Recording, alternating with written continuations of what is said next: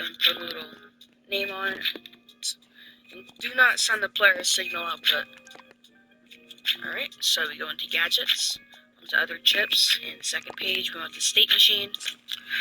And do not send the player a signal output. First, you need a button to open and close the door. Then put a little name on it. And do not send the player a signal output. First, you need a button to open and close the door. Then put a little name on it. And do not send the player a signal output. Alright, so we go into gadgets, onto other chips, and second page we want the state machine. We want the state machine in two little states. Wire the middle of the state machine to this state, and down to this state, and back up. It's going super fast. Then put a little name. And do not send the player a signal output. Alright, so we go into gadgets, onto other chips, and second page we want the state machine. We want the state machine in two little states.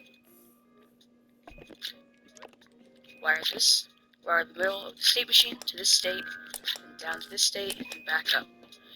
It's going super fast. That's gonna prevent it soon, because we're gonna put the activate pin to this open and close button to the red pin when the button is pressed. We're gonna do the same thing for both. So whenever we press the button, it switches between states. You might want to set a cooldown.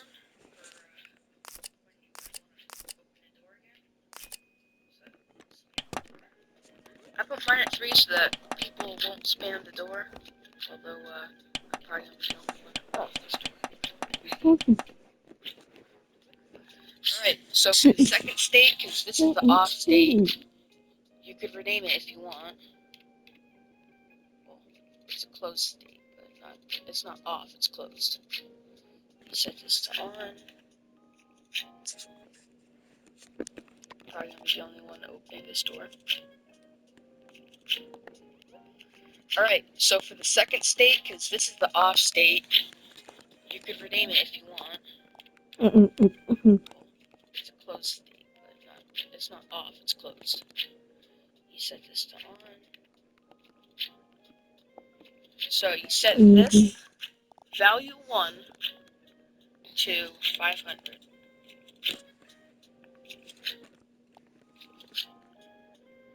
So you set this value 1 to 500.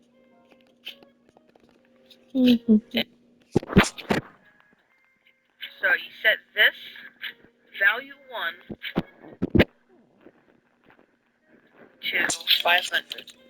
And then you get a piston on the gizmos. And then you get a piston on the to 500. And then you get a piston on the gizmos and the gadgets. You want to configure the piston, turn on move to target, and set the max travel distance to the gadgets. You want to configure the piston, turn on move to target, and set the max travel distance to how high your door is. So I'm going to just say 3. Yeah, and then this here. So how high your door is. So I'm going to just say 3. Yeah, and then this here. I don't know if you set value 1 to 500. Maybe set it to 50. This here. I don't know if we should set value 1 to 500. Maybe set it to 50.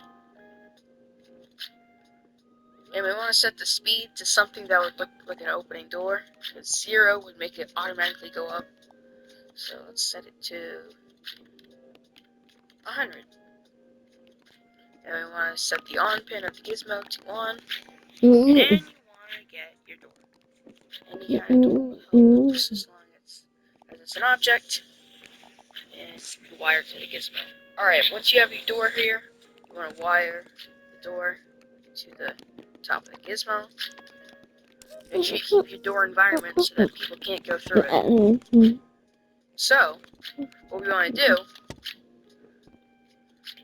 it opens the door. And since my moved target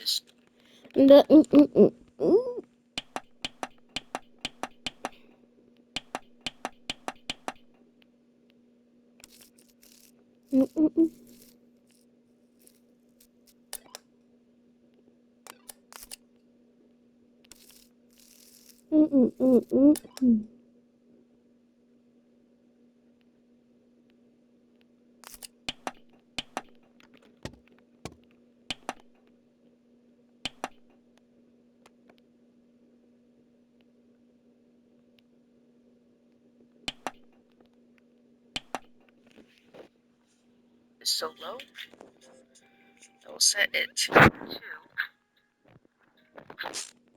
door.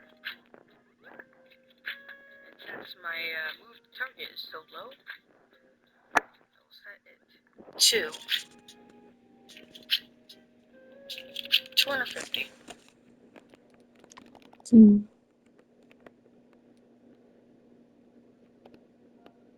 There you go.